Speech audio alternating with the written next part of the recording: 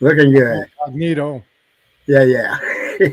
Welcome to the Michael and Nancy live show. Tonight we're going to have a little bit of fun. We're going Frostbite is here with us, and I've asked him to come up and do a little research and looking at that MS 65 1885 O, and we're going to see if that is an actual VAM 17 or not. Did I say VAM? Right. So here we go. Welcome everybody into the chat. Jeff and Amy and T-Bird. And I hope you have a good evening with your mother. Neil, cool. How's it going? I saw Deneen in here earlier. And I don't know who else might be in here. It don't let me. Oh, it's letting me go up there. The other YouTube won't let me go scroll all the way back up. It gets silly up there. I love it.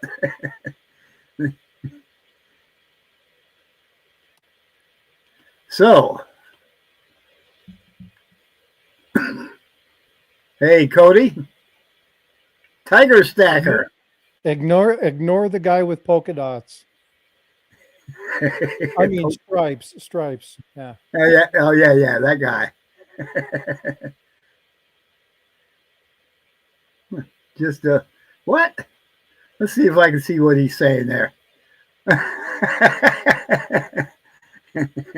Polka dot afro.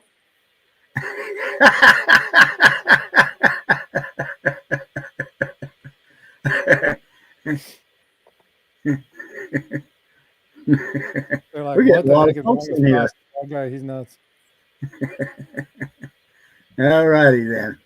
So we're gonna take this coin over here to the microscope, and I'm gonna get fussed at about how to move it specifically with this cheap old microscope I got. That I tried to get that coin positioned where you can see the bottom of it, and it was almost impossible. Almost impossible. We're gonna start with that, and we'll fly it over, get it over here, and I'll move the camera. Whoop. Yeah. Yeah, it makes everybody do the same thing. So it always does. So let's see if I can get this thing up high enough. I have to play with it a We're not in minute. Kansas anymore, Toto. No, we ain't. How are you doing, Nancy? I'm good. I slept most of the day. There's nothing wrong with that. Yeah. All right. So what I want you to do is I want you to make the coin big. We don't need to see me. The focus is going to be the coin. We need to see as much of the coin as possible. All and right. I'm probably going to have you actually back out on your scope a little bit. That may be difficult, but I'll try. I'll have to move the laptop over and then move because and I only got so much room on this little table to do that. I got these up on boxes. I may be able to take the box down though. When I talk about making put your let's see here.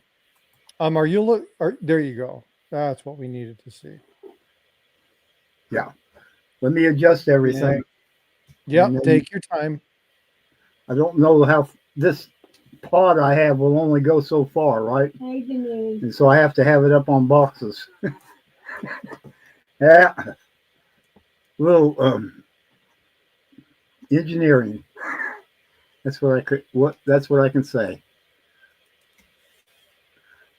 And I can zoom in. I can come in closer, but I cannot zoom. That's fine. That is perfect right there. We don't need to do anything else. Cool.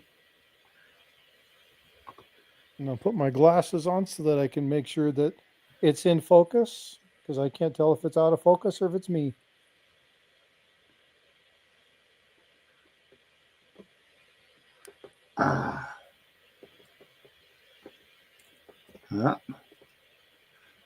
Well, I'm not doing. I'm working on it. You had it perfect. Thank you so much. And you know, you can get your camera set up and you can slightly adjust your monitor too. Just pull your monitor towards, just rotate it towards that phone a little bit. Yeah, I got a camera here that you're seeing this on. Yep. Hooked up to my laptop. For some reason, I can't seem to figure out. Come on, I'm trying to turn it just a little bit where the camera is sitting properly, and it looks to me like it's crooked. Just my opinion, though.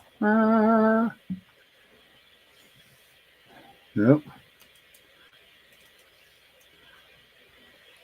I think that's going to be all we can do there. That is fine. Yeah, there's nothing else we need to do. So what I want you to do Yep, is Daniel. on your coin scope, just adjust your coin scope just a little bit. Let's get that in focus. Yep. Hold on a second. I got some things to do here. And every time I touch it, you know what it's going to do, don't you?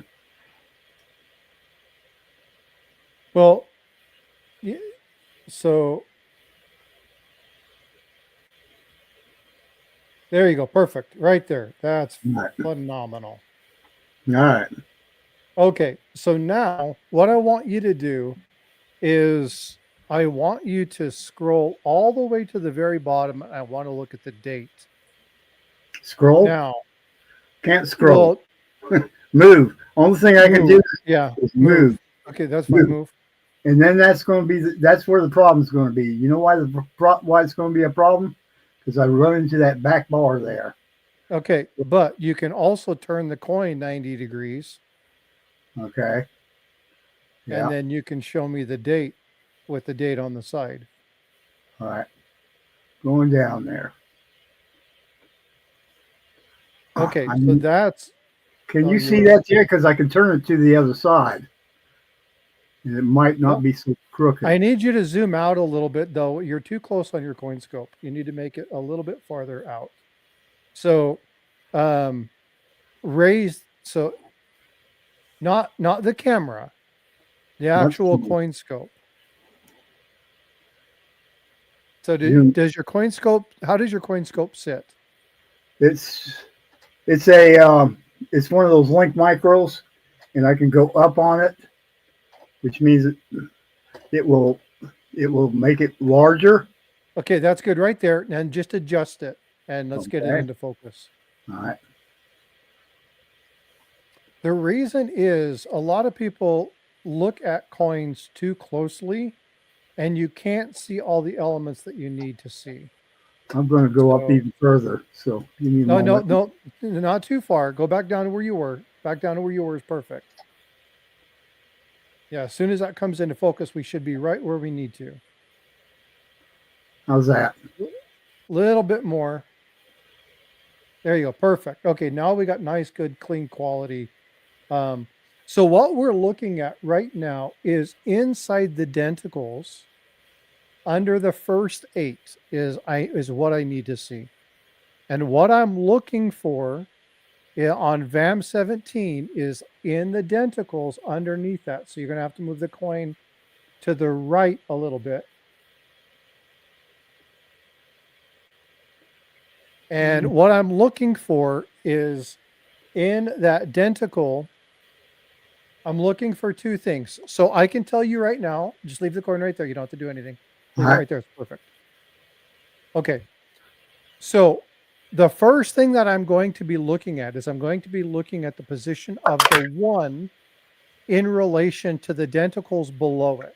Now you can't see what's on my screen, but I will share the screen so that he can go back and forth. This is what you're talking about right in here, the denticles. Yes. So if I look at the position of the 1, if I draw a straight line from the left edge of the 1 to the left edge bottom, it puts me right in the middle of the denticle. You see how that line is made? Yeah. Yep. So it puts me right in the middle of that denticle. For Yeah. VAM-17, Yeah. it would be right in between the denticles. This is not VAM-17. Uh-huh. So all I have to do is look at the positioning of the date. It tells me that it's not VAM-17. So the person that put VAM-17 on there, it's not correct. So now what we have to do is I have to go look at the other ones to try and identify the positioning of that. And then we can start to look for die markers. Okay. And there are quite a few of them, aren't they? There are a lot of them. So there's one thing that I do want to educate people on really quick. When people talk about a VAM, a VAM, it actually stands for Van Allen and Malice. Leroy Van Allen and George Malice were the ones who created the catalog system for pairing the die varieties on Morgans and piece dollars. So when you talk about a VAM, every single Morgan and every single piece dollar is a VAM. First, know that. Every Morgan is a VAM. Period. End of story. What matters is there are the top 25 and the top 50 that are sought after by collectors. And you can search for those on VAM World, and I have VAM World up. But not all VAMs are created equal, but every single one of the coins that you look at, whenever you're looking at a Morgan or a piece dollar, every single coin is a VAM. You just have to figure out which VAM it is. Wow.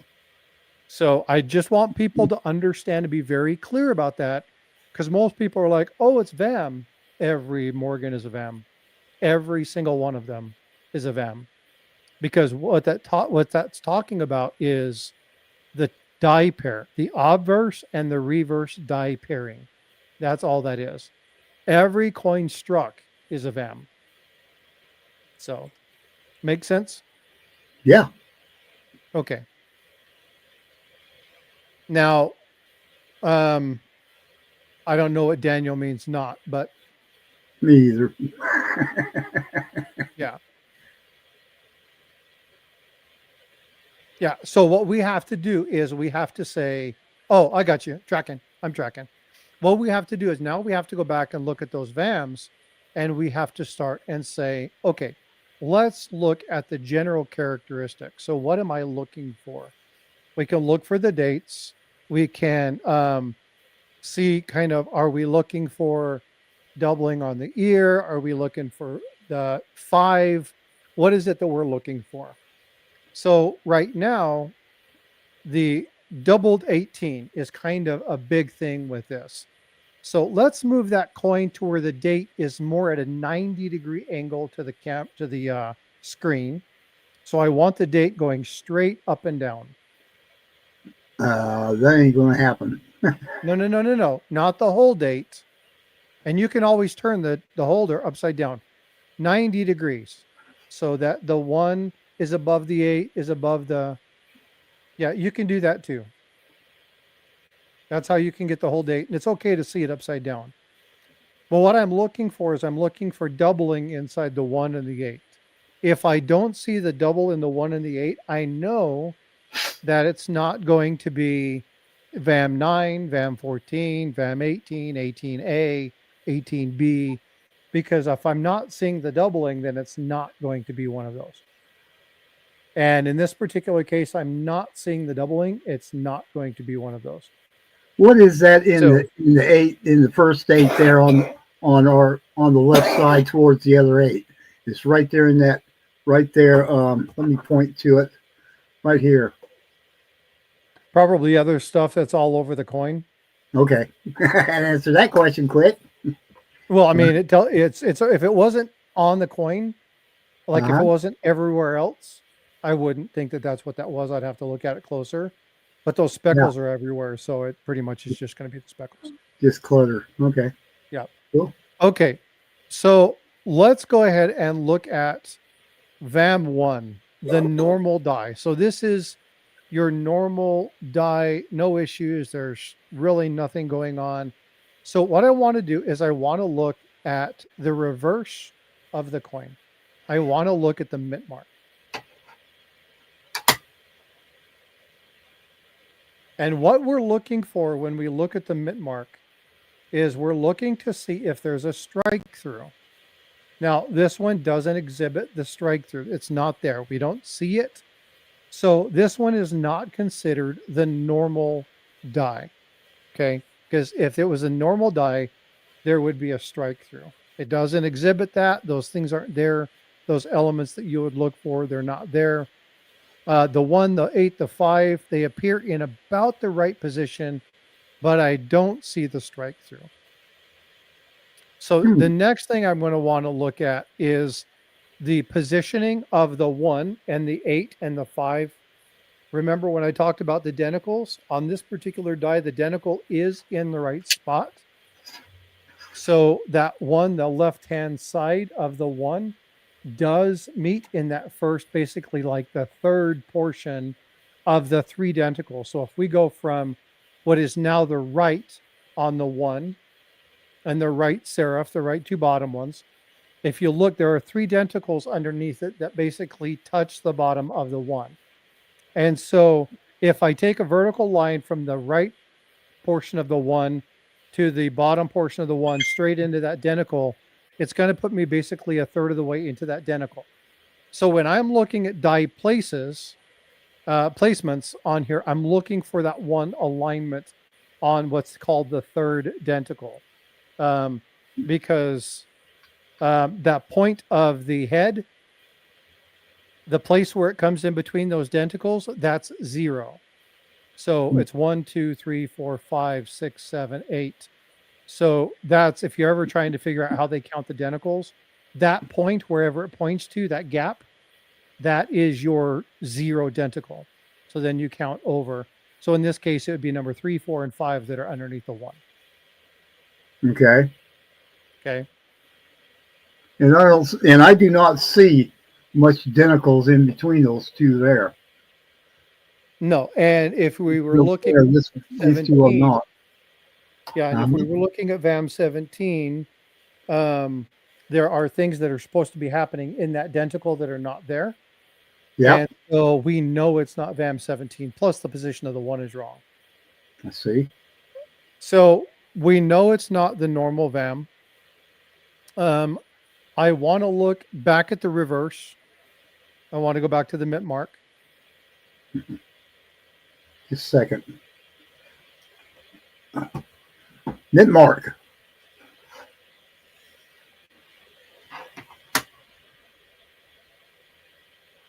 Oop. So what we're looking at here is the positioning of the O in relation to the bow. And so if I were to draw a line from the center of that bow down, where would it meet? Would it be more towards the left, more towards the right? Would it be dead center? And in this case, it's a little bit towards the left-hand side of the screen.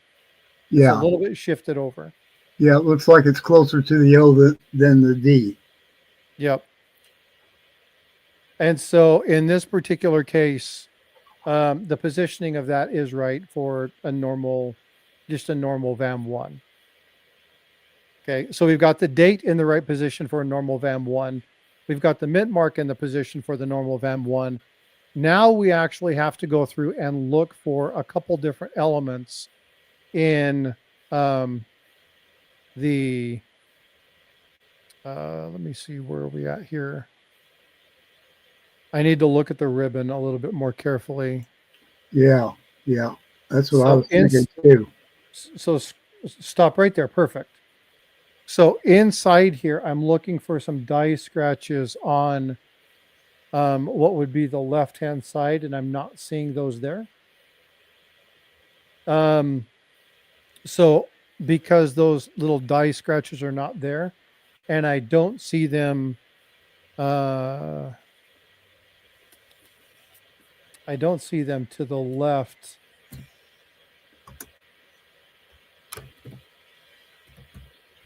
I don't see the little die scratches. I do see the die scratches on the left. I can't quite tell if that's die scratches inside.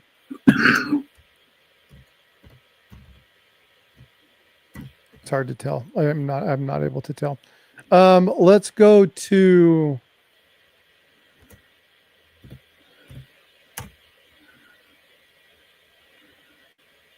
let's show me Morgan, the head of Morgan, and let's look at her ear. All right, the ear.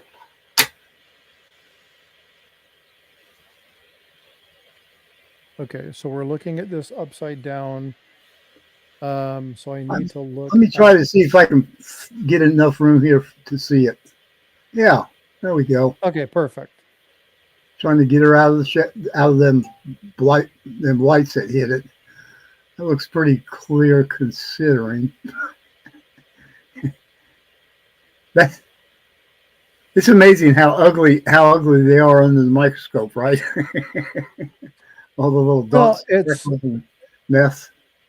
Yeah, so a lot of that stuff, you start to realize when people are grading the coins, they're not looking at this under Right. 50 magnification, right? Right. They're using 7 magnification. Can you see that right there?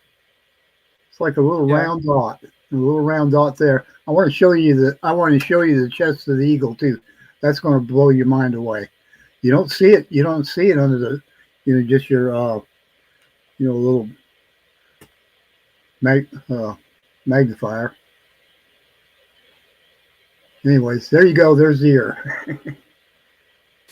So I'm just looking at the various markers. So I think this is VAM1. Because I'm seeing, well, there's a bunch of things. The mint mark's in the right position. The date's in the right position. It's tilted the right way. It points to the right location. It's not one of the ones that has the strike through. But there is one other place I need to look. I'm just trying to figure out where on the coin this is.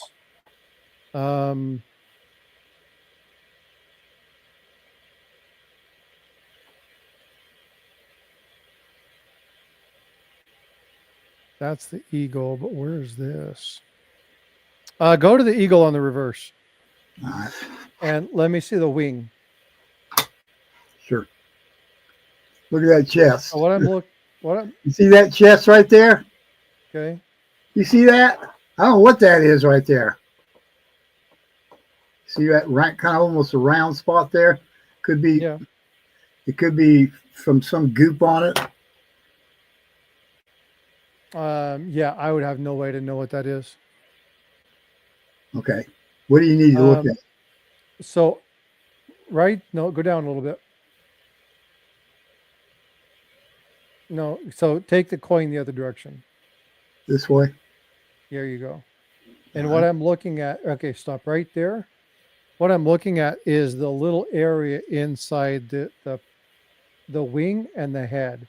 So there's a very specific shape to this one. Got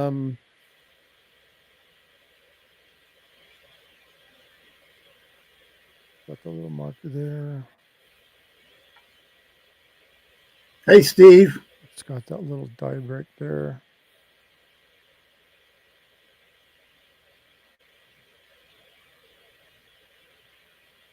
Yeah. So I'm thinking it is VAM1, but I'm going to look at a couple different things. So let me look at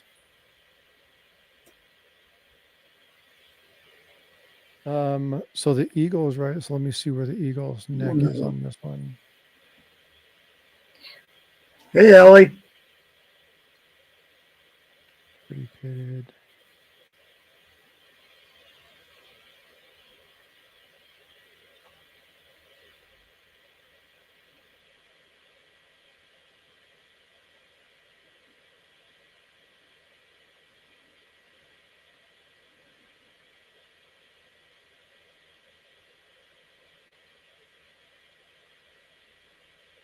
I'm looking at a couple different things.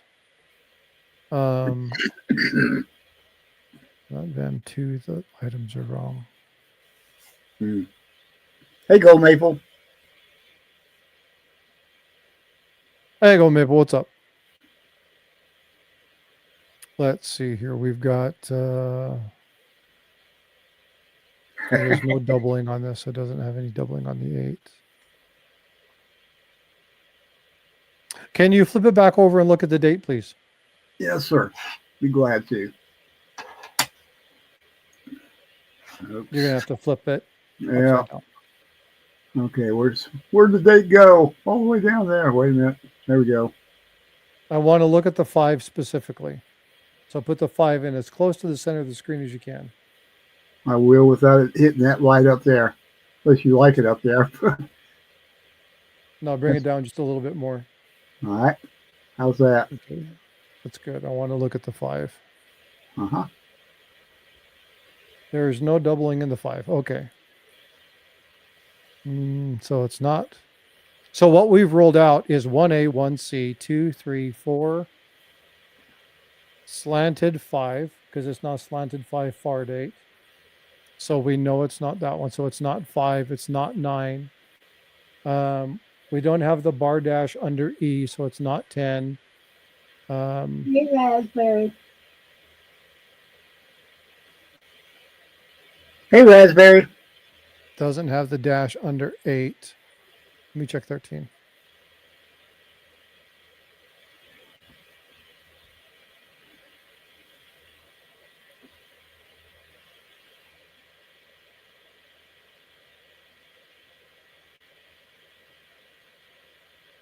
Mm-hmm. You don't see yours over there, do you? Mm-hmm. No, you see, you're behind. You were last night, too. Oh, need to see her. I'll go through you, Mama. See? There we go. Okay. So, folks, just as a quick reminder, as you're going through this, it takes time to do this unless you're really, really, really good with these. It can take quite a bit of time to ascertain which coin you're looking at.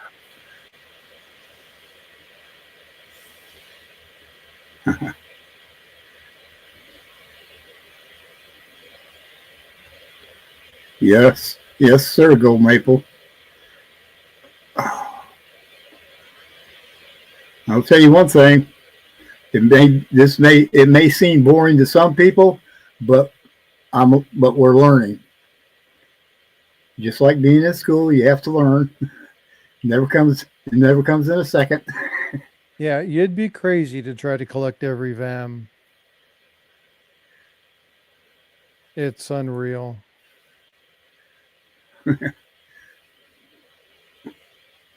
Can you go to her ear, please, again? Sure. And I don't recall there be doubling in her ear. Where'd her ear go? Where's her ear It's on at? the side of her head. Yeah. Oh, wait a minute here. There. Okay. Her ear looks weird on this thing. Okay, actually, I like the positioning of that. You can actually see that inside spot, can't you? I don't know if you can see it, but I see something right here. Right here, right in here. Yeah, that's what I'm looking at. Doubling. Hey, Richard. And on the inner part too. Looks like it may be doubling right here too. It's very clear something there. Anyways, good thing I got a pointer.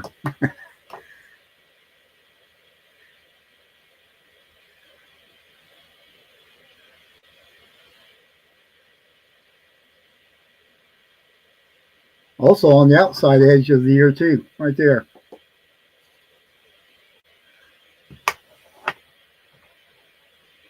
I'm getting a better view probably than you are.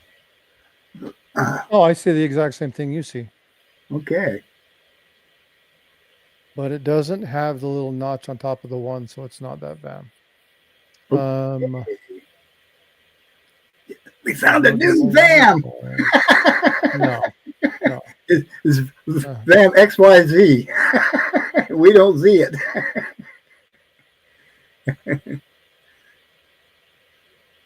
Right. Visible says depends on the VAM picture, right? Yeah.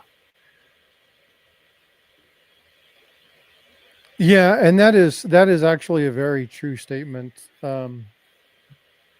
It does make a significant difference if you have good quality photos. Yeah. Yeah. Earlier, I sent Frostbite several pictures of this, but it just wasn't good. You couldn't see it well enough with what I was trying to do with the phone. Go back to the. I think I found out which one it is. Go back to the eagle, the top, and let's look and see if there's a die crack on the tip of the wing in states, left wing. Left wing. Yep. Left wing. I'm looking for states. Where is? Right there. Okay, Look let me and see. get it out of that light. It does not have the die crack. Okay. Okay.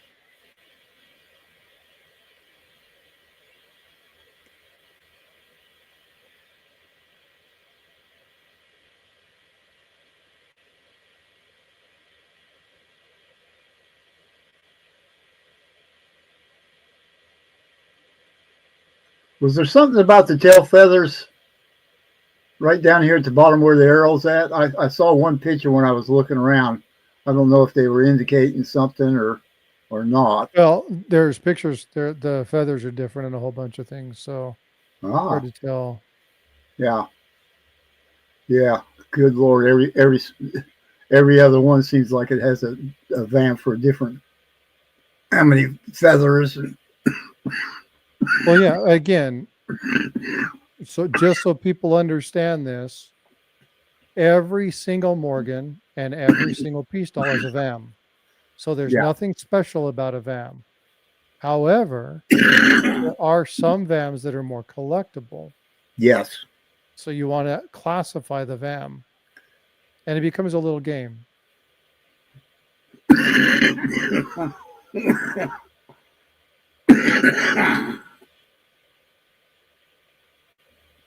Go back to the center belly of the eagle.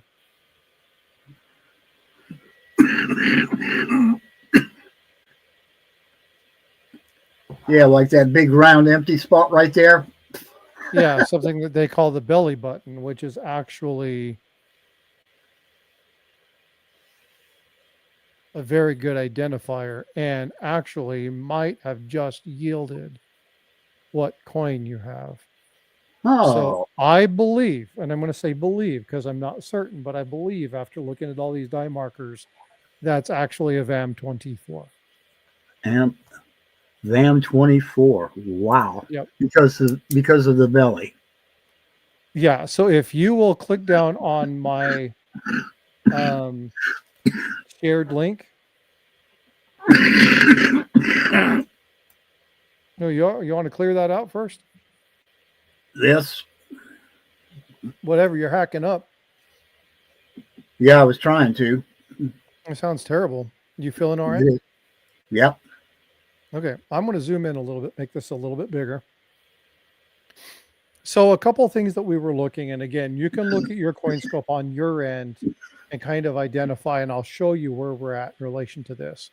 So you have a little bit of chatter up in this area, but you have these die scratches that run laterally in that little crevice behind the wing. It comes down to a point, it comes out, and then it goes back up. That matches the wing on yours. If I come down here and I look at the lip, remember the little bumps you talked about? Mm-hmm. Okay, there's one of them there, then the other one's there.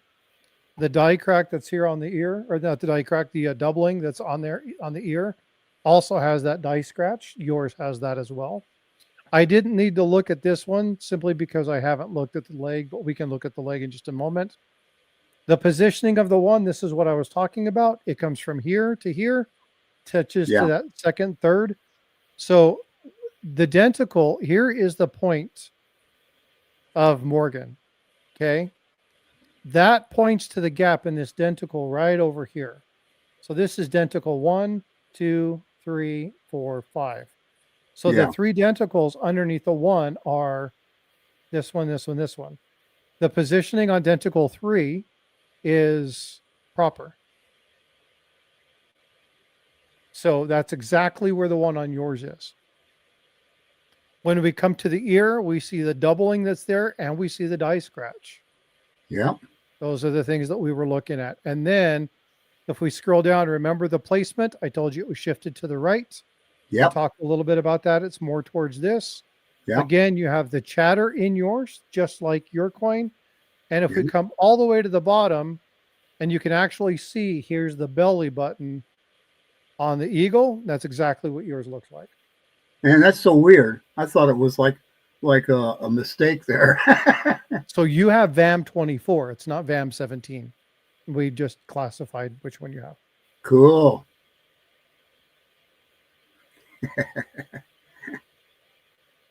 So that's Yeah. good. Now here was the story behind that when I got the coin, that they said that the VAM-17 didn't add any value to it. Well, okay.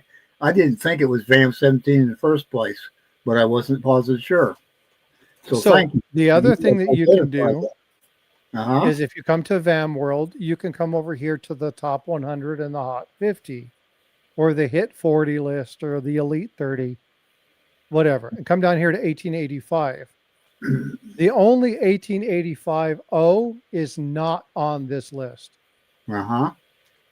So it doesn't do anything for you. It's not on that top 50. So let's go pull up the top 100. We're looking at 1885-0. And guess what? There's no 1885-0 on the top 100. Wow. And if we come over here and we look at the hit 40, I bet you're going to know what I'm going to tell you. There's no 1885-0. So this doesn't add any value to your coin. Now, it is cool being a 24 because you have an eagle with a belly button, like Old Maple said. But other than that, it's just a classification. Now you know what die pairing you have. But it's not one of the 3 that would actually be listed by PCGS NGC or verified by CAC, because it's not the top 100, top 50, or the hit list 40. Yeah, the most sought after ones. Yeah, and these are the big boys. Oh, okay. So, but we know which one it is. So it's VAM-24. And so again, we walk through this. You can come to VAM World here. I'll put this in chat. And if you can't do it to where you can't get it to open up, try using a different browser. Try using Firefox or Chrome, and see if that helps the situation. Wiki, yeah, Sometimes same Internet thing. Explorer won't open it. Yeah, Wiki. That was what I was talking about earlier. VAMworld.com Wiki is what I went to look at for the 17. Well, the VAM World Wiki it's VAM World. Okay. If you went to Wikipedia and you pulled up VAMs, that's different. Yeah. But I did. you'll be on VAM World 2.0. Yeah. Yeah. There's a couple of sites that are meant to look like this, but they don't work like this. Mm-hmm. Yeah. Wait a minute. The 1885 VAM 24 Morgan dollar. Come up, back up there. Back up there. Back up. Let's see what he was saying there. Invisible. What's there? 1885 VAM 24 has a variety, the alligator eye. It's very specific depending upon how heavily it's condition or graded. Yeah, but there's not going to be a significant value on this particular one. It's not in your top lists. Yeah. So unless somebody's specifically looking for VAM 24, the premium on that particular piece is going to be minute. Yeah. Okay. Yep. Well, we're And you learning. know that that's going to be the case because if PCGS, NGC, and CAC don't recognize it, Yeah. there's not a huge not because I promise you, if something was overly collectible, they would list it. Yeah. Yeah. Now Annex will, and so will ICG, but or IGC. I always get that backwards. So you could send it to Annex, but I mean, the label, I would just change your label to, yeah, it is really cool. That's fact. But I would just change your label because we've already identified it as VAM24. Yeah. Now, the cool thing about this is if there's somebody collecting an MS66 set and they were looking at something like trying to find that VAM, now you have a very specific targeted audience. But yeah, it's not 17, it's actually 24. Yeah. Oh, I had a marker in here. I had a marker in here. So Thank you so much. absolutely. Yeah. And so yours is 66. It is a really good grade. Again, anytime you get above 64, 65, you're looking at a decent Morgan, unless you're talking about like 1921, because then everybody and their brother has a 6621. There were just so many of them that were in high grades. You know, they made all new dies and everything for those. So they didn't remake hubs and stuff. They changed designs or whatnot, but for the 21, they created all new stuff. So you have some really nice, beautiful strikes because you're talking about years later, right? Technology improved. And so, but yeah, it looks, it's a good piece, but now we know what VAM it is. Yeah. 24. Interesting thing that some coin shop, I'm pretty sure, put on there too. Have no idea why they would stick that on the face of that. And somebody in here looked it up the other night, and I said, I've never even heard it. Why would they put that on there? Something What does it say? XRF certified. Oh, you know what's really cool? I know he's not in here right now, but if Tiger were in here, Tiger dropped a video today talking about that exact thing, XRF. Yeah. And if you haven't The seen it, machine. it's an XRF machine. Yeah. So what they said is they scanned it through the slab to verify it reads as silver. Yeah. Now, here's the thing. It just tells you the surface is silver. Right. So, you're better off utilizing Sigma Metalytics. But yeah, so that's all that is. It just means that somebody scanned it with an XRF machine and they say that it's silver. Yeah. Yeah, it's just, I don't know. On the outside, anyways. They know. It has nothing to do with the grade itself. Zero. Yeah. It's probably some little sticker that they put on to say, hey, this is good. Yay. Yeah. It doesn't mean anything.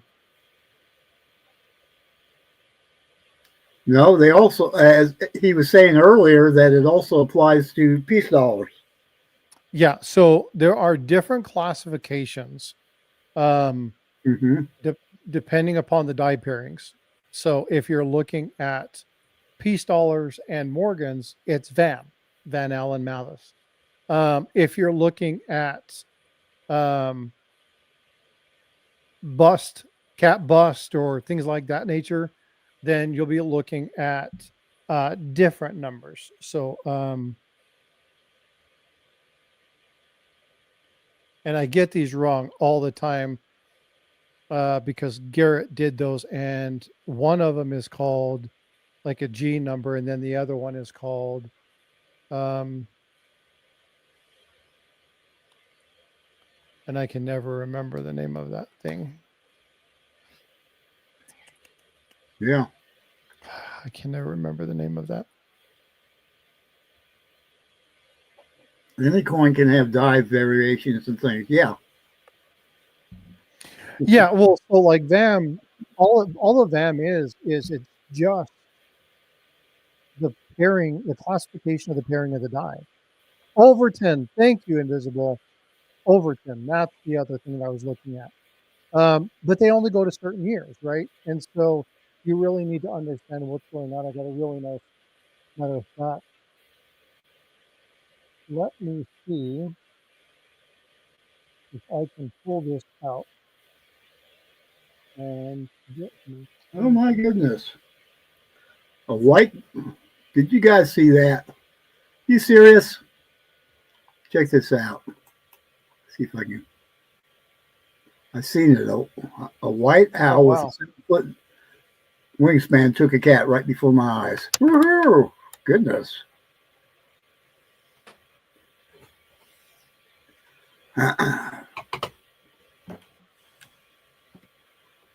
Okay, I got to pull something up real quick. Let me shift. I want to show you guys a pretty cool piece. But I need to move something around, and I don't want to unplug the wrong thing because that would be bad.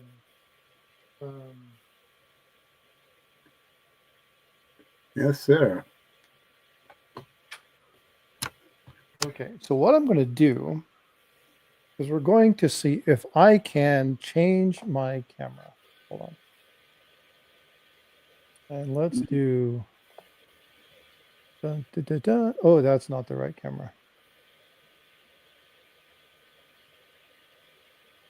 Oh, there we go. Okay. So I need to adjust.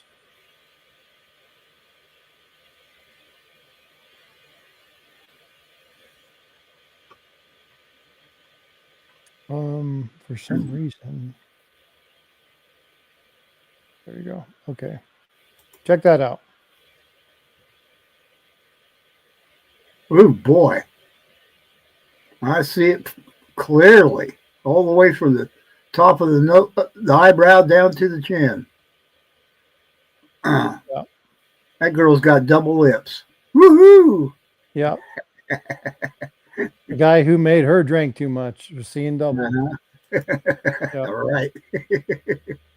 Yeah, my goodness. Yeah, so, and this is an 1830 half and cat bust half.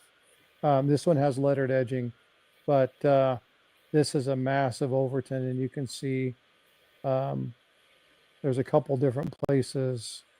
You see it here all the way down. See it. You can see it here up into the head. Yeah. Yeah. Wow. Neat stuff. Yeah, really. And I am holding my coin scope in my hand because this is actually in a book. Ah. Miss Coin Crew flipped out on that one. Oh yeah, you were in the yeah, so you remember this story. There was a whole big to-do with this particular coin. Caused a couple people to get extremely frustrated about this coin. It caused a lot of potential tension. And in some cases I do understand why, and in other cases I don't. But anyway, is what it is. Beautiful coin. So really cool piece, but this is in my typeset book.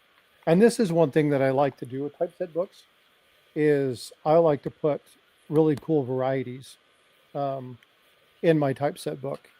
So like for my nickels, my Jefferson nickel on this is a 1950D. For my Susan B. Anthony, it's the near date, the 1979 near date, the one that you want to find. I have for one of my Lincoln cents, I have an FS 801, really nice double die from 1972. So there's some really cool coins in my typeset book because I want to collect really cool pieces, but I want those pieces to be really nice varieties. So that way, when somebody gets this and they look at it, they're like, oh, wow. Oh, wow. Oh, wow. That's what I want when people look at this particular book. So this book is this is my special one. All these other ones that are over here, like the books down here, these are just ones that If I want to look for something specific or whatnot, I have those, but there's no coins of real value inside there. Those are about the only coins I actually keep at the house. So all the other stuff I store offsite. Yeah, that's my WoW book. It's if I were to suggest anybody to create any kind of collection, I would first recommend a typeset book. Because you can find some really, really, really neat typeset coins to go into it. You can make that an extremely special, one-of-a-kind book. So I really like the idea of doing a one of those. But did you hear the news about me saying never? Who's saying never? So I had this, and I was talking to Ashes. You know Ashes, right? Not me. Ashes C1. Oh, he's a firefighter. Okay. And he was showing the different things, and he's like, well, I've been working on this book. Well, that's the gold typeset book. And my book is hammered. It's beat up. And I was like, well, I ain't ever going to collect a gold typeset book. I don't have that kind of money. I don't want the holes in my book. And a few days later, somebody sent me one with a nice little note. Now, they didn't send a return address. All I know is it came from Missouri. They sent me a nice note that said, "Can't have a blank page." I don't have to put it in the book. But I was like, well, stink. So now I've got a gold page. And somebody was like, never say never. I'm like, oh, okay. But it's going to be a long time before that one gets filled. Van Allen and Malice. George Malice, Mallis. Who just like the name, huh? Say again? Just like the malice, only with an E, right? Malice. Oh, that's Malice instead of Malice. Yeah, I got you. Same guy. Yep. Leroy Van Allen and George Malice. Yep. No worries.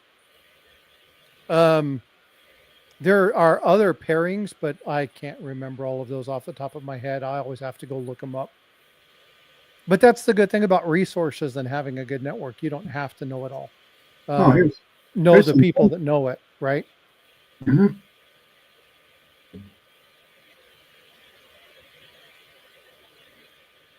So today someone wanted to make money from a coin collection and could not afford to buy gold and silver. They should focus on Eric coins in their pocket change. May not make much money, but definitely can fill the book up. Well, that's actually a really good question. And it goes to, what do you want to do in the hobby? What do you want out of coin collecting? I like looking for pocket change. I like looking through that kind of stuff and taking my loop out and going, nothing. Nothing. Right. We were I remember looking for W quarters. I know it's funny because I was talking both my daughter and my youngest son. I'm looking through these. I got rolls and rolls and rolls and rolls of quarters. He ran to the gas station. My daughter went into her room. They both came back with a W quarter. I went through 30 rolls and couldn't find any. And so you find what you want to find, and you look for things. And sometimes people find stuff, and both of those coins are, $10, $12, $15, $20 coins because they have that W mint mark. And so they were like, is this what you're looking for? I'm like, are you freaking kidding me? Really? I've been looking through roll after roll after roll after roll. You guys reach into your pocket and you both have one. That's just insane. Well, and exactly right, Raspberry. It's luck. But my daughter has brought me stuff just by looking through change. And she's like, hey, Dad, I think I found something. My son, he's playing video game on the other side of the wall. He was looking through pocket change one time and he says, there's something wrong with this buffalo. And I'm like, what do you mean? And he found a speared buffalo. He's just like, I think there's something wrong with this one. Does this look normal to you? I was like, are you freaking kidding me? I've looked through roll after roll after roll after roll. You go buy a soda, come back, and you got freaking a variety. Like, what in the world? Well, no, they gave them to me. They didn't sell them to me. They ended up, trust me, I paid for them. Mhm.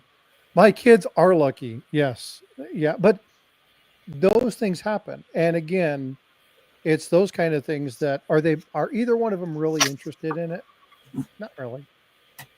But they know I am. So when they come across something, they'll always look. But yeah, so they have their own interests. One day, whatever. So what about you guys? What have you guys been up to? Essence, not much. Again? Not a whole lot.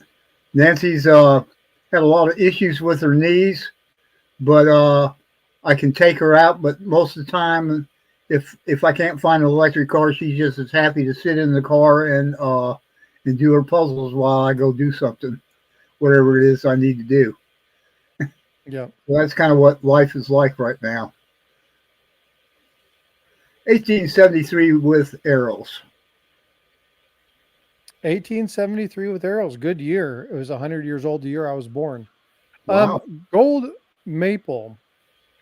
How does one make money without breaking the piggy bank to buy especially gold, which is becoming more and more unaffordable to those?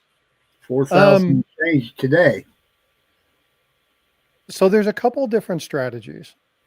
If you like micro gold, you like fractional gold, then you can buy fractional.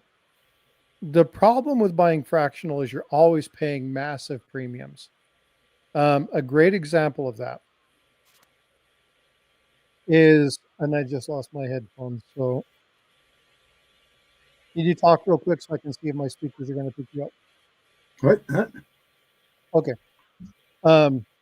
My headphones died. I forgot to charge them and it just said power off. And I was like, oh, well, I guess I have to listen to my speaker.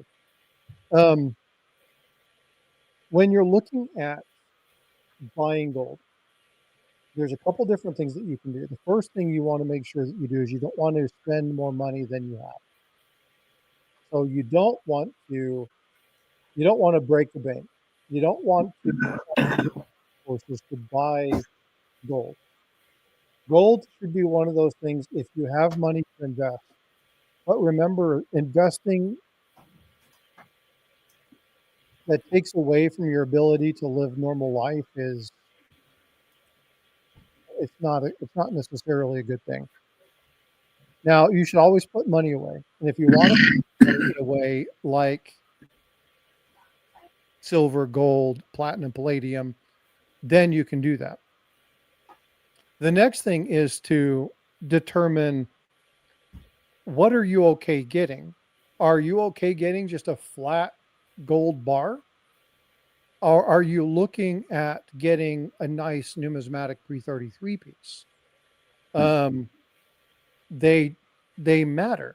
Like Cool. right now, the pre-33, because of the price of gold, there's no numismatic premium. And so right now is the best time to buy pre-33 numismatic gold, because eventually the premiums will catch up and they'll retain their value better. Now, how do you do that? Buy small, but buy nice. So if you have a bunch of stuff that you're not using, then sell it. Put the money aside, and when you have enough money, take the coins that you're no longer worried about. For instance, let's say you have a bunch of 2025 silver sets. and something screwed up and you ordered 3 of them instead of 1, sell 2 of them, keep 1, and then turn around and sell those items until you get the money that you want to pay for the gold that you want to get. Same thing like when you do a typeset books, sell the coin that you want to upgrade and then throw 25, 30, 40, $50 into it and then buy your nicer coin. And so utilize what you have to upgrade. If you have 5, 10, 15 pieces of silver that you like, but they're not pressing and you want the gold more, do that with a little bit of money on top and buy your gold piece. So there's different strategies depending upon what you collect, what you stack, and just never go into debt, never go into, never put yourself in harm's way to stack precious metals. Life always comes first. Make sure the fundamentals are taken care of. There's a balance of life. You know, Yeah. you need to cultivate mind, body, spirit, and whatever that other thing is. Financial stability, family, whatever that might be, whatever that thing that balances the rest of those things out, whatever that thing is that centers you, whether it's your faith. And again, some people, you know, it doesn't have to be 25s. It could be 33, 66, 5, 8, 12, whatever those numbers are. Find that balance that works for you, that gives you that balanced life. Anything that takes you away from that is not important. And so if you look at it and go, if I stack this, that means I'm going to not be able to take my significant other out to dinner for the next 3 weeks. Well, if that's a normal thing for you and that's a bonding thing for you and your spouse or you and your boyfriend, girlfriend, whatever, and that's something that you want to maintain, then how important is that gold? How important is that dinner? Maybe the dinner is not so much about the food. Maybe it's the time with that significant other. That's the important piece. Can you do something else? Talk about it. See if that's something that we can do this month. I want to take you out, but I want to do something different. Do you mind if we go to a museum? Can we go for a nice walk next to a river or somewhere? You know, we'll drive into San Antonio and go walk the river walk and, you know, just kind of visit and hang out. Can we do something different? Can we go do something else? Can we try to find other things like that to do that? If your significant other's like, you know what, I really just enjoy going to have a dinner with you, we have good conversations, then that's way more important than the gold or the silver, and don't do it. Gold and silver come and go. Relationships shouldn't. Work on the relationship before you do anything else. That's really what matters. And I blew that a couple times in my life. Don't take those for granted.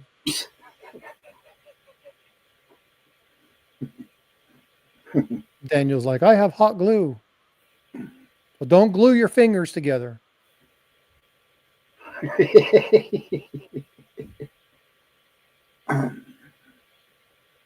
There you go. Well, yeah. So bait the hook. It's one of those things where, you know, they say happy wife, happy life. You have a husband, he's okay.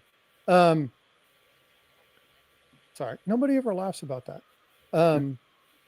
You know, Father's Day is like one of the lowest celebrated days of the year. Yeah, I ain't never figured that one out. Well, Mostly because we don't demand it. Women give you the stink eye if you don't consider Mother's Day very, very important. Woo, buddy.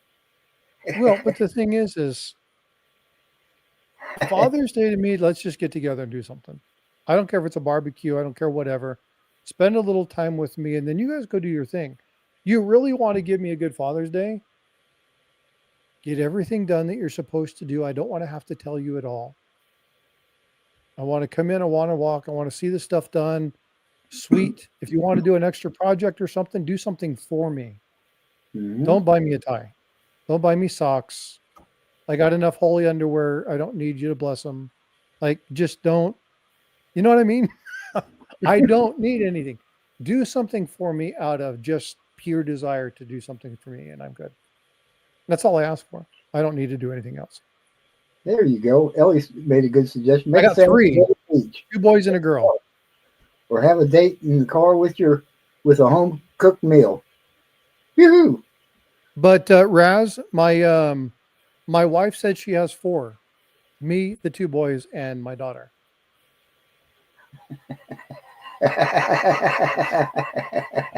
I know who she's talking about. Oh, she doesn't hide it. I know exactly. No, we always joke Right? that our 2 dogs are our favorite kids. Uh-huh. My other son's sitting over here. He can hear everything I'm saying. So,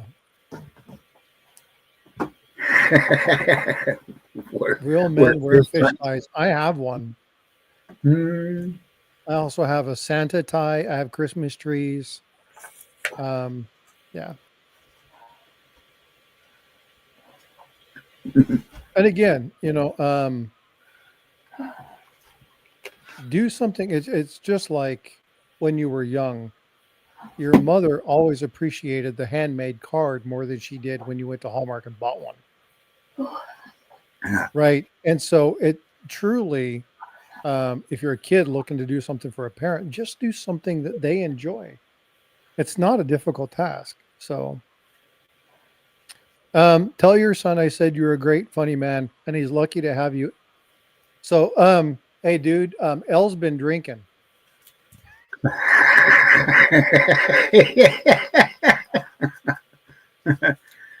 But yeah. I think he's got his headphones in. He's totally ignoring me. So, okay, handmade gifts. So you can carve you a stick and then fix some straw to make them a broom handle and a broom. Right? Do you Nice know book. when I was younger, one of my granddads, he told me one of his favorite gifts was I whittled him a toothpick. It actually had a handle. It was a stick. I actually whittled him a toothpick. He never used it, but he always kept it. And he had that thing for 35 years. Hmm. And he said it was one of the best gifts he ever got because he knew how much time I took. We went camping. We would go camping 2 or 3 times a year with my grandparents. And I spent this entire trip carving one of these. And it was one of his favorite things. Unfortunately, my grandma kept it. She was going to make sure she kept it, and then she had a fire in her trailer and lost all of those collectible pieces. So Oh, very unfortunate. But yeah, it's just it's amazing what's interesting and what's collectible and what people like the most. My favorite coin is not my most valuable one. It's the 1873 seated. That was the very first coin my grandfather handed me and went, "Tell me about it and I'll give it to you." So I had to tell him about the designer and when the coin was made and how many of them there were. And when I was done, I was like, I like this Christian Goldbeck dude. Pretty talented. Did a lot of really cool things for American coins. And, yeah. here I am 35, 40 years later, and I still am a fan of Christian Goldbeck. So it's amazing what just time will do. I would love to see the U.S. Mint go back to beautiful whatever on our coins instead of these presidents. I don't like the president heads. Yeah. And if you Representations. go look at their history, you say, maybe I don't really want that guy. Maybe I really don't want that particular coin. Well, and this was, and I can't stand the fact that she did this, but that was one of Nancy Reagan's biggest thing for not putting, because Ronald Reagan was slotted to be on the dime, and Nancy Reagan is the one who said, "No, you will not do that," and she didn't want people to one have that reference. She said that he didn't think he would like it. And then the Tiger Stacker has a whole roll of the proposed design. They actually gave them away and did, I think they're 10th ounce dime size rounds. They're not coins; they're just rounds. But that was they were going to actually do that. Nancy Reagan said no. So very unfortunate. But when you look at some of his policies and you're looking at a coin, people are going to dig, and they didn't want that. So, yeah, that's true. But I mean, Nancy Reagan was not one of the nicest people in the world anyway. Nope, she So, wasn't. She was kind of a vile. She's kind of I a vile. remember her. Say again? I said I remember her. Only she yeah. was Well, on TV, but she didn't look like a nice person even then. well, and she never really liked. Let me rephrase this.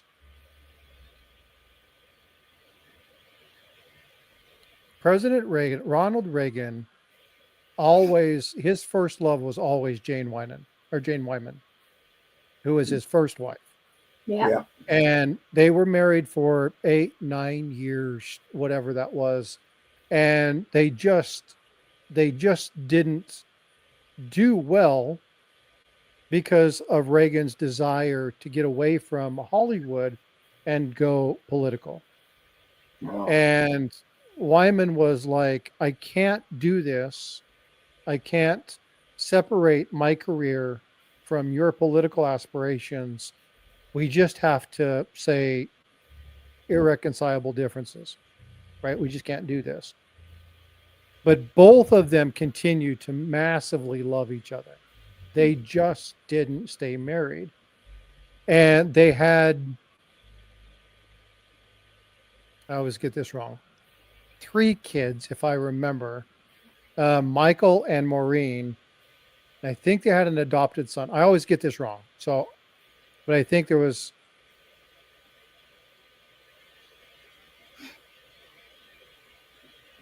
were 3, 2 biological, 1 adopted. Maureen and Michael, I know were their legitimate sons. But they, anyway, they separated. So she continued to do her stuff, had an extremely great career, and got her own public recognition and had an amazing life.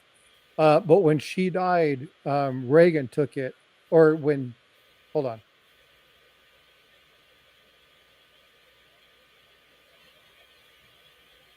When did he die? I don't remember. Sure, $3 coin.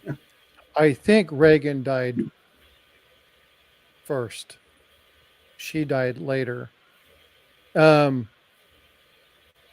got to remember the story. I haven't talked about it for so long. I don't remember. I think she died like 2 or 3 years before him.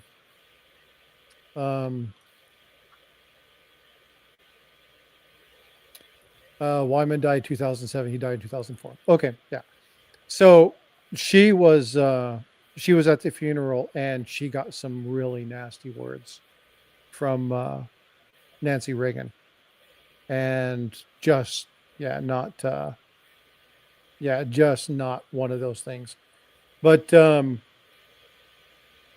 she was asked at the time frame, and she's like, well, me and Ronnie, because she called him Ronnie, me and Ronnie never stopped loving each other. We just had different lives. And so it was kind of one of those things where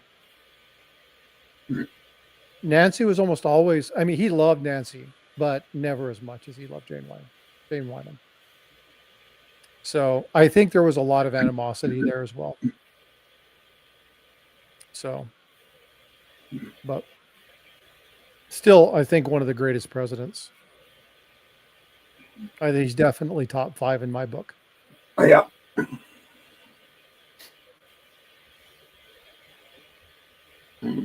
So,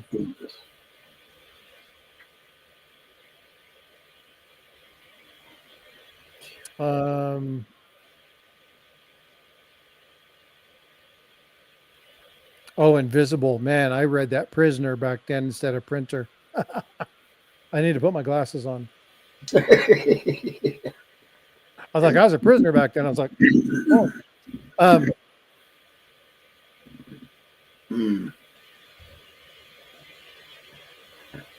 I'm going to step away and get some of this junk out of my chest. I'll be back. yeah. So Jay Lizard, maybe it was Don. I remember the stepson, the half son, whatever that was, the adopted one. He ended up causing problems for the family, but that's why I remember Michael and Maureen. I just remember those two. But yeah, it's I can think of a whole lot of representations for liberty that I would rather see on coins, but we're in a wonky world right now. Weird people demand weird stuff. So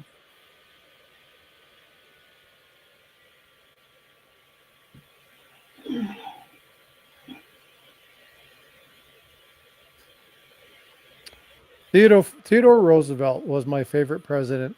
He did some good stuff. One of the only 5 stars, 5-star generals in history. There are only a few of them. He was one of them. I think there's only a few generals were ever named a president. So he holds some pretty neat distinctions. That's for sure. I liked JFK when he was president. In fact, when the day he was killed, I was watching him on TV. My mom would tell me when certain people were shot. So I remember exactly where I was when Reagan was shot. We were driving to the Rock Island Army Depot in Illinois, and we were going to see a presentation. My stepdad was a GS, a government civilian, built turbines. We traveled all over the world, and he was taking me to see something about a test fire or a new, like a 25 millimeter, 30 millimeter cannon, and big shells, like really neat piece. And we were driving, and we heard the address. The president had been shot. President had been shot, and I remember exactly where we're at. I can tell you the road, tell you exactly what it looked like. There were trees lining one side as a windbreak. The base was on the right-hand side. We were about a half a mile from the gate. Nice, long, beautiful road. I can tell you exactly where I was at. Where were you at when you were watching? Were you at home or at a friend's house? Yeah, I was at home. My mom, my grandma, my mama, and I, all three were watching it on TV. And it was such a shock. It was all we could do just to stay above ground. It was almost to the point where we almost fell out. It was so shocking. Yeah, he died 10 years before I was born. So never got to deal with anything on JFK. Did read a lot of his history. But again, I mark JFK by what he did in Cuba and the Cuban Missile Crisis, and that, very pretentious 100 hours. Yeah, very. Yeah. Lots of interesting history. And if you don't know the story of that blockade, and that's a really, really interesting story. We were something like 500 meters from World War III. Yeah. Yeah, crazy. Yeah, I was there. I watched everything on TV, but when they had when we had that crisis on Cuba, I was there watching it on TV as per usual, and it was just like, you wonder, is that going to be important in my life later on? Well, of course it was. We don't realize it though when we're young.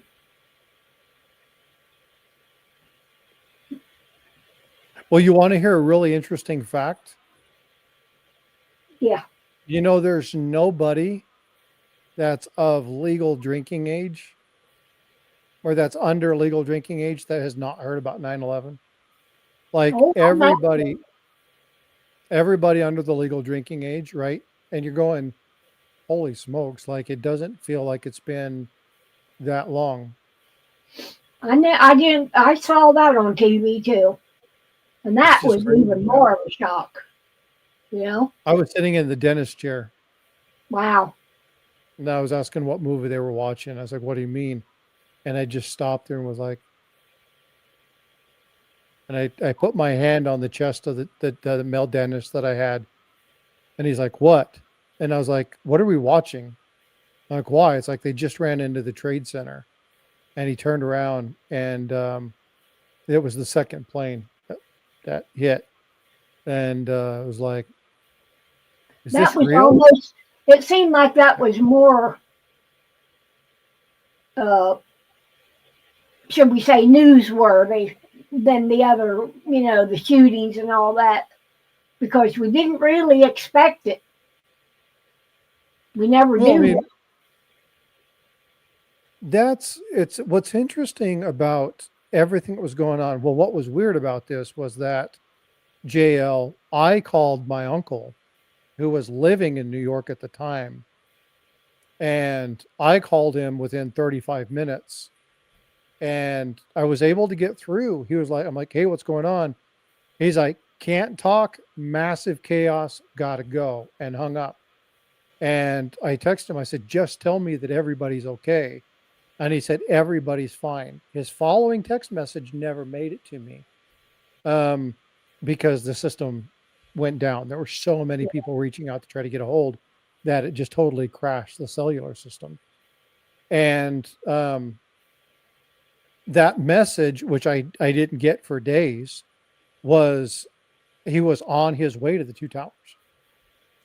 He was going to a meeting at 10 o'clock and he was leaving his area in Manhattan, and he was driving and going through, of course, morning traffic and everything. You have to give yourself plenty of time finding places to park and getting to the floor and everything. So he was actually on his way into town when that happened. And he said, I can't remember exactly where he was at. He was watching some bridge, had a direct line of sight, watched the entire thing unfold while he was sitting in traffic. So Wow. it's interesting to hear people's stories and remember where you're at. And my grandmother talking about where she was at when she saw Elvis had died, or Marilyn Monroe, or it's just weird how our mind remembers these things Yeah. and the stories. But I can't remember what I had for lunch yesterday. Sounds like me now. It's just like what it's crazy. That's cool, Daniel. Yeah. I will tell you, I don't want to see another 9/11, but I would love to see the country come together like it did during that time frame. Yeah. Yeah, they There were really did. flags down every street. It was a different world for about 9 months. And you saw good news stories quite frequently, people helping each other, families that were devastated by this for loss, people were coming together. It was a totally different US. And from that closest, we morph into where we are now. And it's like, that's 24 years, right? That's just insane. So crazy stuff. But you don't have to make me big anymore. You guys can do this. This isn't the Frosty Show.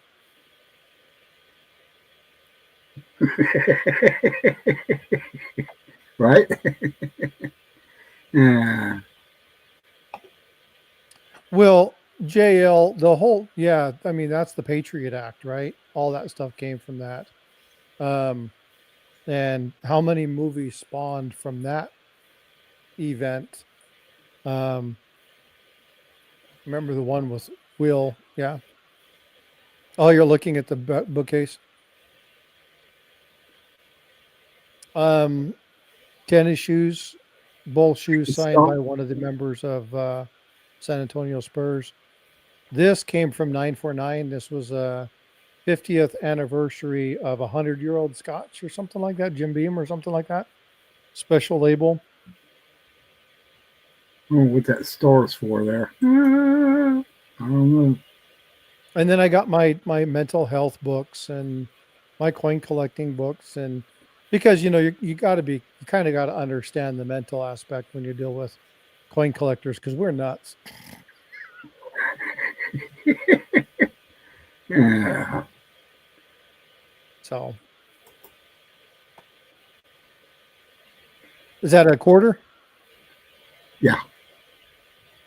That's your 1873 arrows. Beauty. So My can't daughter see was. it very well. I'll flash it up real quick. There's a letter that sits above it. The gentleman who created this, his name is Arnold Freeberg.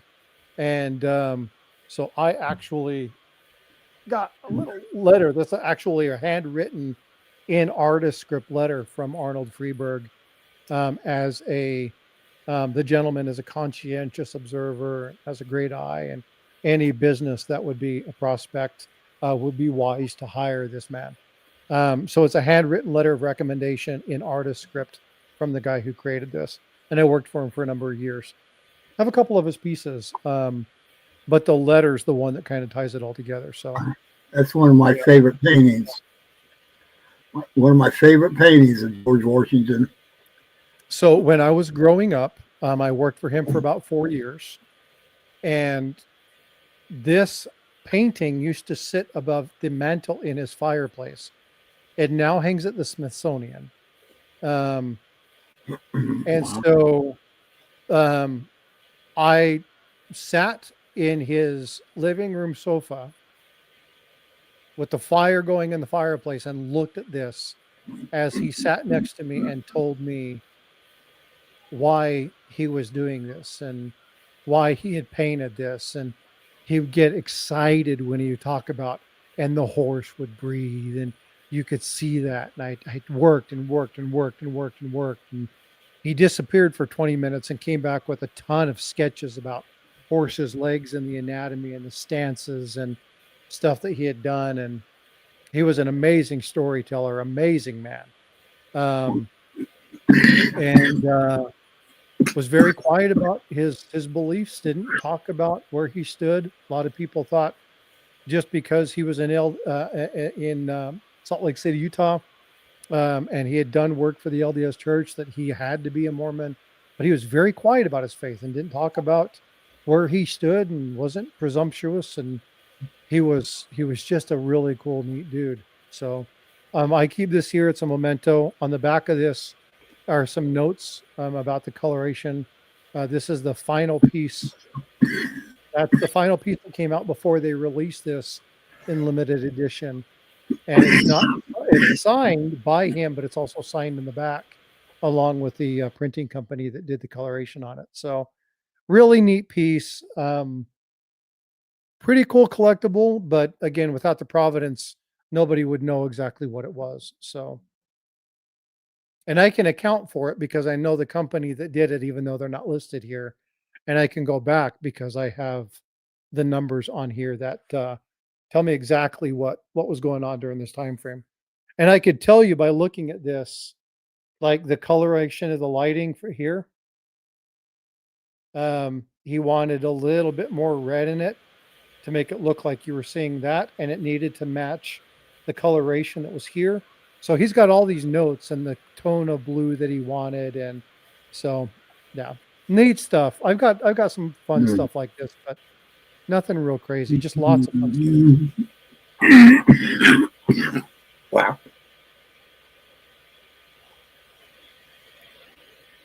Yeah, I've actually worked for 3 famous artists. One of the coolest ones was him. Second was Bev Doolittle.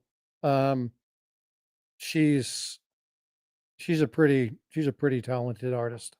So, yeah, fun stuff. Well, what else you want to chat about? I have ran my mouth for an hour. Oh my goodness. I've enjoyed it all. Never knew the story about your painting there, or how you got it, or all that, all that. Whew.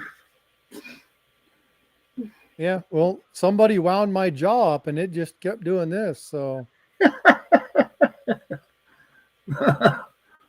And War says, "Food. Talk about food." Yeah, right. We do a lot of that. yeah, I like Thomas Kincaid too. Yeah. Thomas Kincaid has some really neat pieces. The thing with Kincaid was that it's hard to find anything of massive value because it was 15, 20, 30,000 of everything that he did. Um,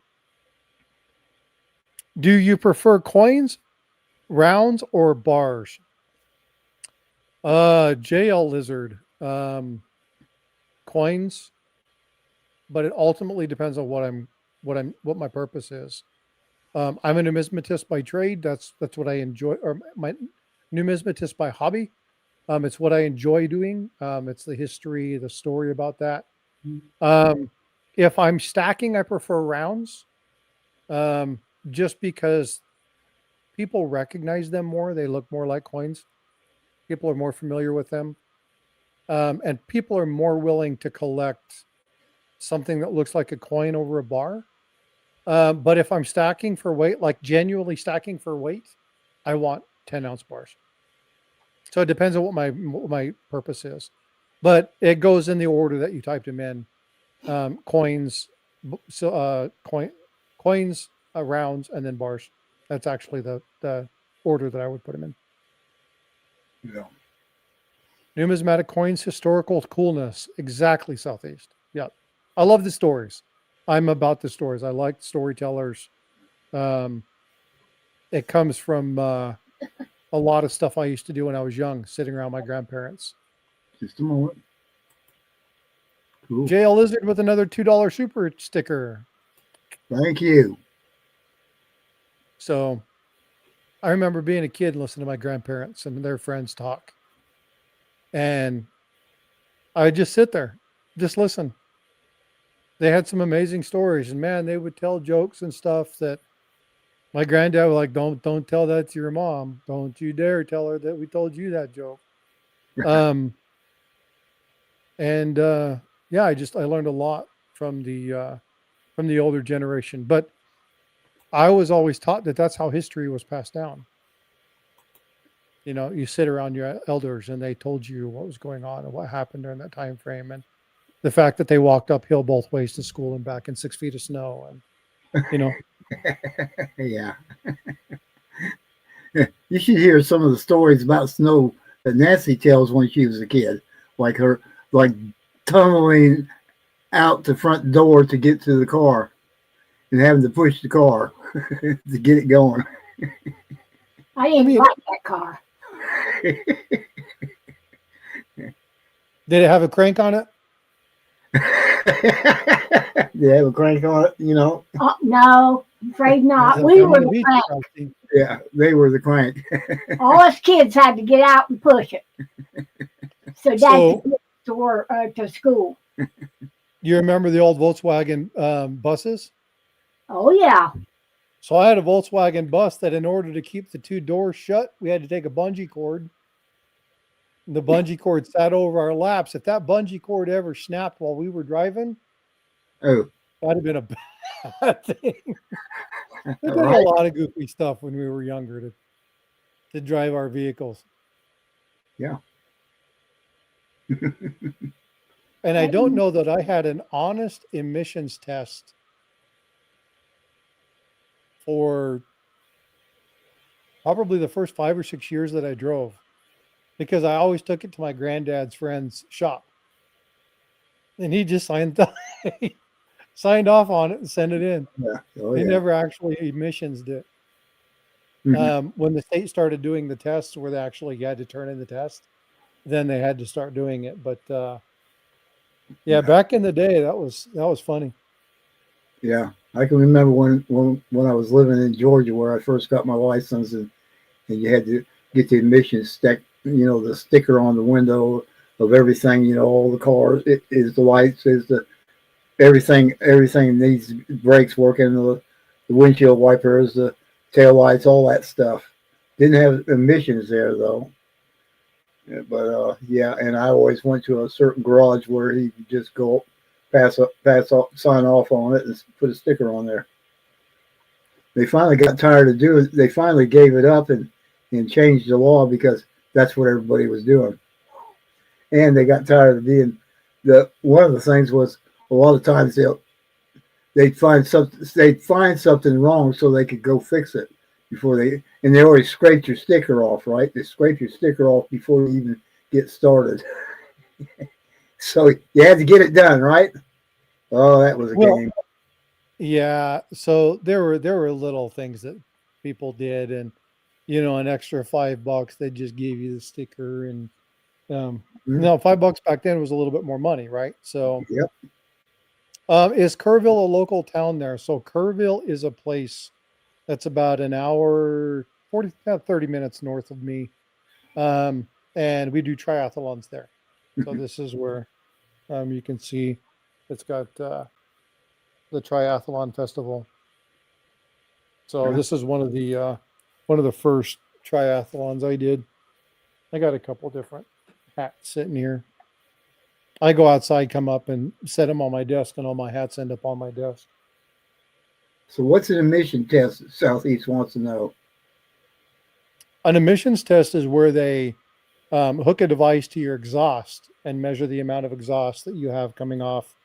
And then they look at the pollutants that are in it and determine whether it's the part per million are actually within tolerance. States have different emissions tests, like you have smog testing in California, but they don't call it a smog test here in San Antonio. They call it an emissions test. In California, where they actually have smog, they call it a smog test.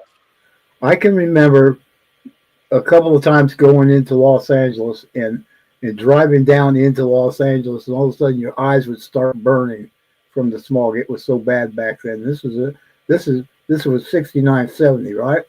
Oh, it was horrible, and they needed to clean it up because, and the problem was is it sits in that bowl where they don't have a lot of wind to push it out. Well, no, but see, they don't have that problem anymore because there's so much wind there. Well, I should say California, hot air instead of wind. But they still have it, but you have the Santa Anas, right? And when the Santa Anas aren't blowing, man, that stuff gets thick. But it blows it all into places like Bakersfield. And Bakersfield, man, it's one of the worst polluted towns in all the world. People just don't realize it. So, yeah, there's still some areas that are pretty bad. Santa Ana, yeah. Yep. Santa Ana winds. That driving down the freeway there, you get the whoop-de-whoops. Oh God! And if you do it at just the right pace, your stomach goes, ooh, ooh, ooh. What was that highway? What was the name of that highway? Highway 5 or 1? 101. One of them actually had hills up and down and up and down, and oh my God! I think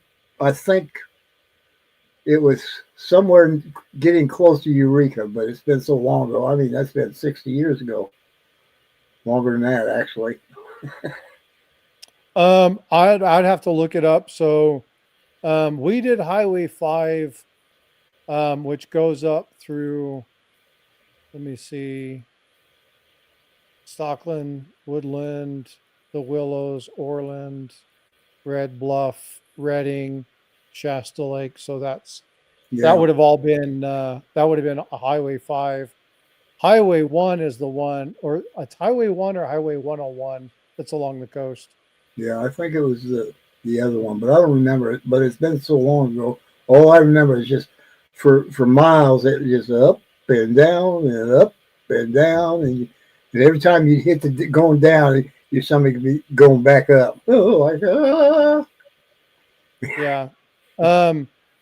Highway 1 is the one that does the coast, and Highway 1, it's a slower drive, but it's absolutely gorgeous.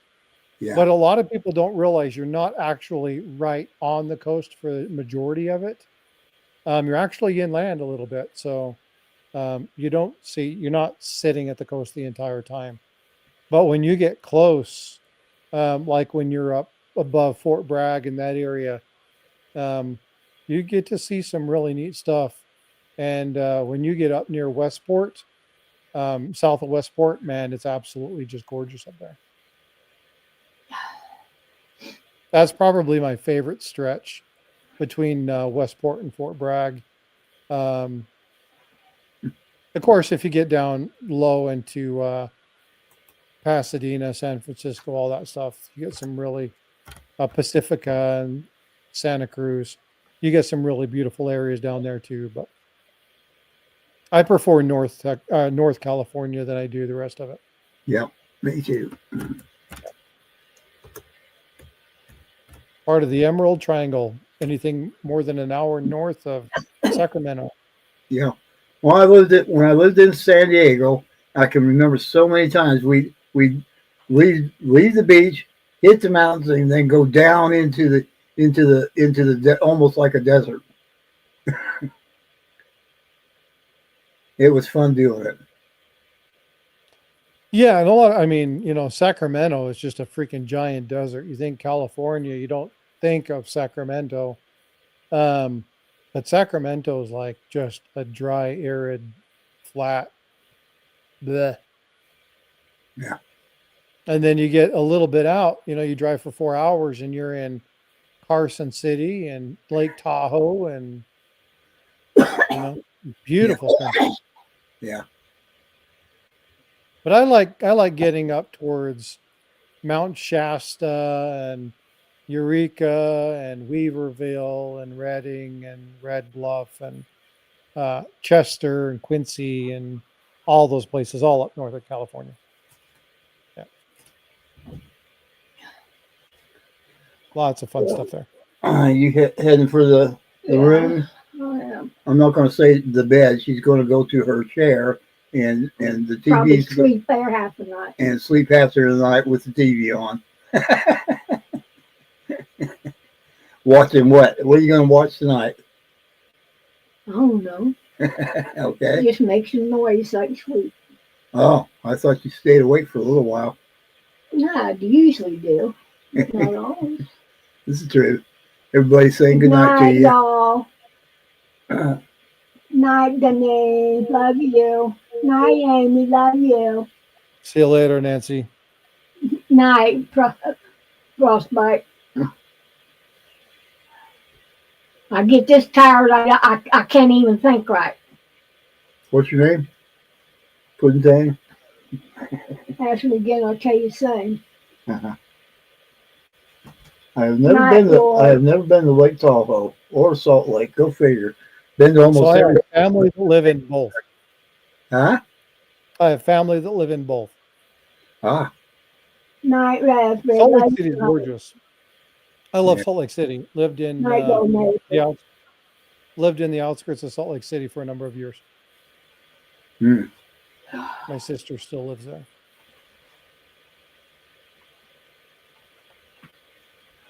Yeah. Tahoe's phenomenal. Tahoe's one of the only places where I've actually skied into a lake. No, seriously, we wore shorts. We skied into the lake. There's a little jump. They have these little things that you put on your skis. Yeah. They go up on the tops of them. They connect to the little thing. When your boot comes out, it inflates these things. Your skis float, and you can jump straight into the lake. Wow. Only happens a couple times a year. It's amazing. Wow. The only time I've ever been there. Ah. So, but absolutely amazing. The water's cold, but yeah, it's beautiful. I grew up about 25 miles away from Mount Rainier in Washington, out in the country. I used to, my grandfather, he grew up as a horse rancher, and we had horses there, and I spent more time at my grandfather's grandparents' house than I did my home house. It was a blast. Yeah, I've seen Mount Rainier one time, but we had family that lived in um, Spokane, Coeur d'Alene, Yeah, and so we would every once in a while we would get over towards uh, Seattle, Renton, Everett, yeah, and then make our way up. So we would see it every once in a while. Got to see some really neat stuff when I was younger, but yeah, yeah. got to see Mount St. Helens before it blew. Woohoo! I had a great grandfather that was buried by the GAR right there outside of Coeur d'Alene. Coeur He's, d'Alene's gorgeous. yeah, Coeur yeah, d'Alene, there's a couple different lakes there. What people don't realize about Coeur d'Alene is that it gets it's yeah. hot. Um, so part of the north part of Lake Coeur d'Alene is a lake called Fernon, and East Fernon Hills is where my family has property. Well, I don't know if they still have it. They may have sold it. But it's so expensive at Coeur d'Alene anymore. It's crazy, Yeah, yeah. crazy, like absolutely crazy. Um, some of the homes in Post Falls, which is like about 25 minutes away, Hmm. they're like 1.5 million for the houses that are being built there now. Yeah. Wow. It's unreal. Yeah, very expensive, Yeah. but absolutely gorgeous. Absolutely gorgeous. When the men got out of this fighting the Civil War, they a lot of them, like my great grandfather. This is on my mother's side, right? They all left. They all left and horse and wagon all the way to Spokane and got their 60 acres, and they proved it up. Him, several sons, cousins, all that. They proved it up, and almost all of them sold off the property and moved into the Coeur d'Alene area. So Spokane is nice. I like Spokane. Matter of fact, Tiger and I um, have trying to remember. It's an acquaintance, and I can't remember what she does. That actually lives not too long from that area. We were talking about it the other day. But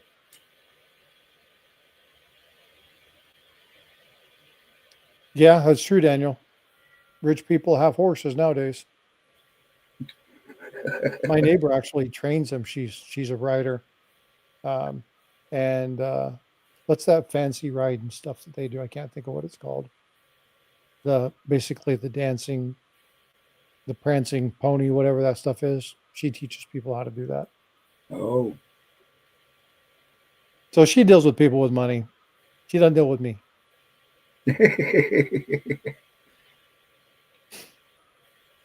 Well, what else you guys want to talk about? You guys have any questions? Because I'm going to be wrapping stuff up. I stream in the morning, so I'm going to need to get some rest. yeah. I don't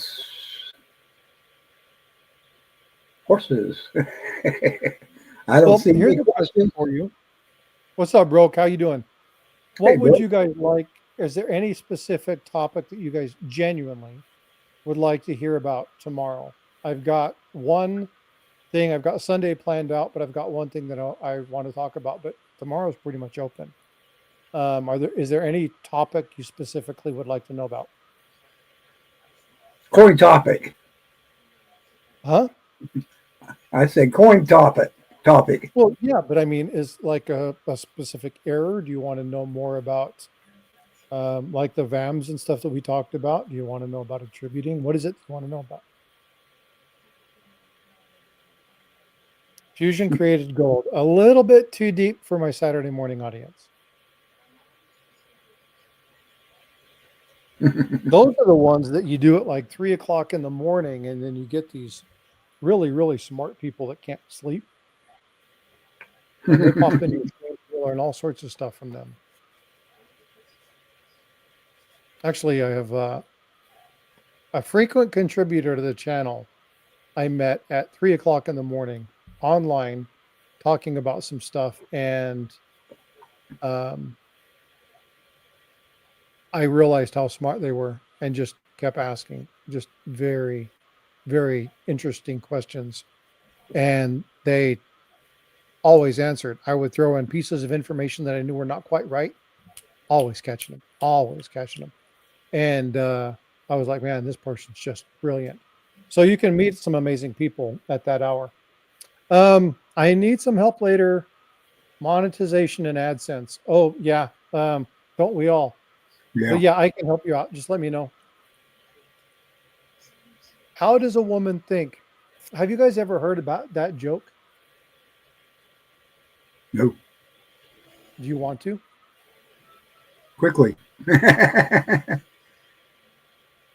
Man finds a genie.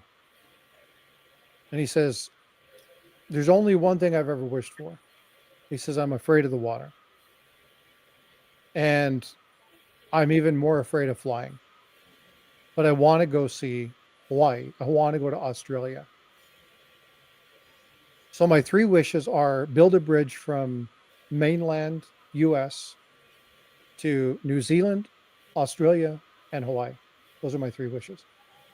And the guy was like, I don't think you understand what you're looking for. Do you not understand the manpower and the time and comprehension of storms and how much brick and mortar and steel? And it's like, well, if I can't have that, then let me understand women. And he says, well, would you like that 2 lanes or 4?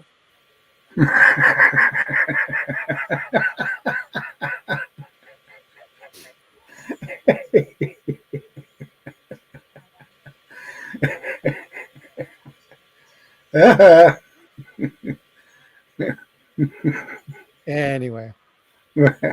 Well, hey, Michael, I'm going to wrap stuff up. I'm going to go ahead and lie down and get to bed. I've got to finish getting my stuff together for tomorrow. I appreciate you having me up. Thanks for doing the attribution. That was a lot of fun. It was, and I didn't have a clue. Thank you for doing that. And now you guys know who to follow, and maybe you've got some of the information that you can go find these things yourself. And if not, ask questions. And I can promise you this, folks. If I don't know the answer, I'll find the person who does. Yeah. And that's all I can promise you. I can't promise you that I'll have the answer. I can't tell you that the information that I learn won't be said better by somebody else. I just try to provide you the best network. That's kind of what my goal is. And to talk about all aspects that make a good collector, which means you have to be in the right place. You have to be in the right mindset. You have to be informed, surround yourself with good people, be financially smart. These things are all extremely important. And when you do, when I crossed my mom and my dad, they got frostbite. So I know that joke, Neil. I do know that joke. Yep. So, but so that's the only thing I really promise you. And the only thing I promise you is that if you have a question and I don't know the answer to, which is quite frequently, I will connect you to the people that will get the answer for you. Very cool. And we're talking about numismatics. Don't ask me about the thermodynamic property of tungsten carbide in a 0G atmosphere. I'll tell you to go ask Neil deGrasse Tyson.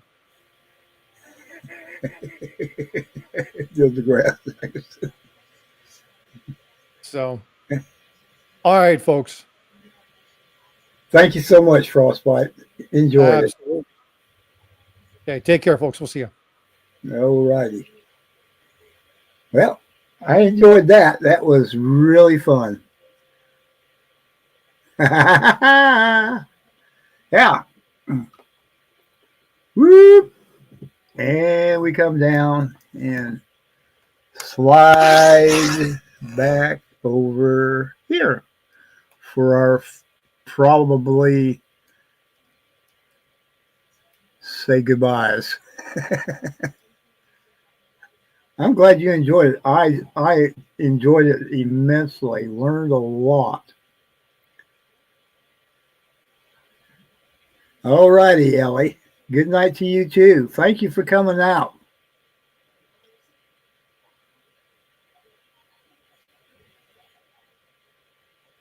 Awesome. Glad you guys enjoyed it. Yep, that's what we're saying. We're going to say good night and enjoyed having every one of you. Raspberry, thank you for coming out. And I know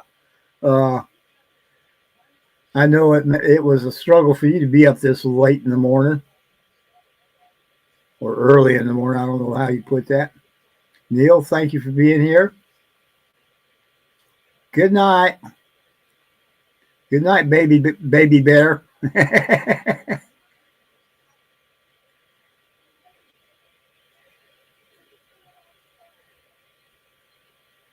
Oh boy. Give me a kookaburra or give me death.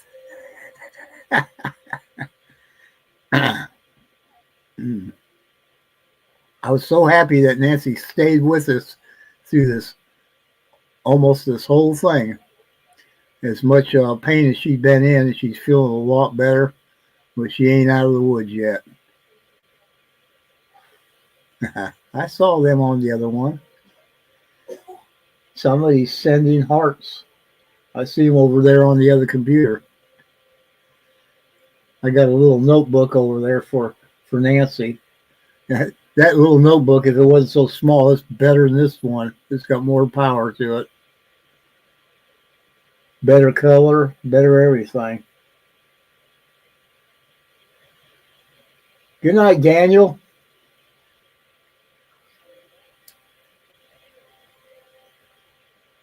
Woohoo! Still got 13 folks watching. All righty, friend. Have a good night.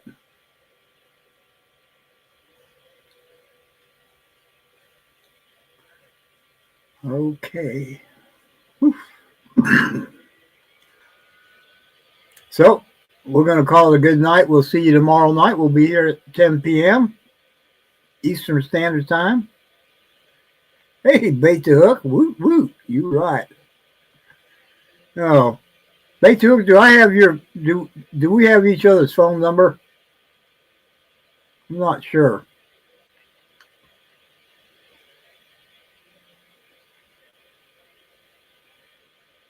Post this channel.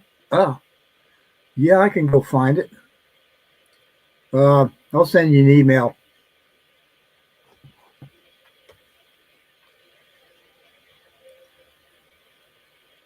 When I get off the stream here.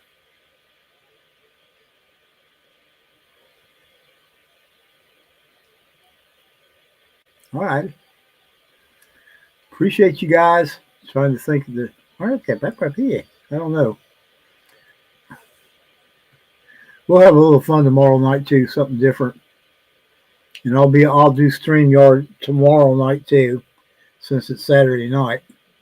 That way, if anybody is not doing something else, that we can ask them to come up and we'll have some fun. All right, guys. Thank you so much.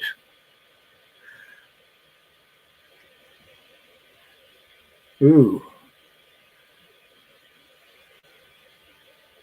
I can't even click on this in StreamYard, darn it. Oh, Linda, thank you. I do know it says hug, but I don't know what.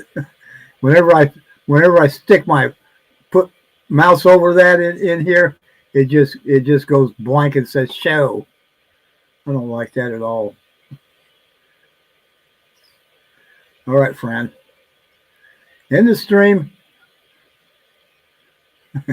And we're going good night. Have a good one, friends.